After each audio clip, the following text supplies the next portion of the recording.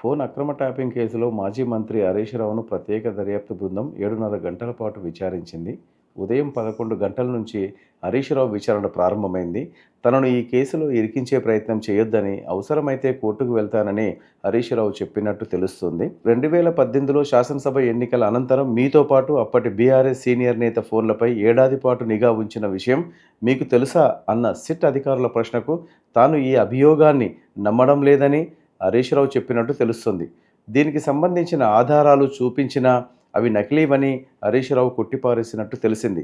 Phone అక్రమ tapping case నిందితులు ప్రభాకర్ రావు, ప్రణీత్ రావులతో శ్రవణ్ రావుకు మధ్య జరిగిన సంభాషణలు, లావాదేవీల గురించి సిట్ అధికారులు హరీష్ రావును ప్రశ్నించారు.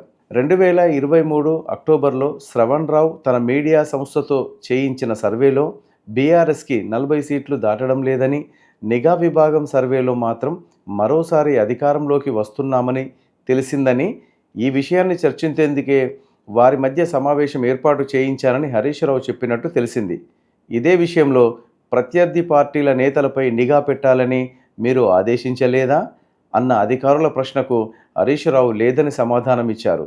అలాగే బీజేపీ అభ్యర్థి రఘునందన్ రావు కదలికలపై నిత్యం నిఘా పెట్టడం, అతడిని కట్టడి చేయడం ఎలా సాధ్యమైందని సిట్ అధికారులు ప్రశ్నించినట్టు తెలిసింది.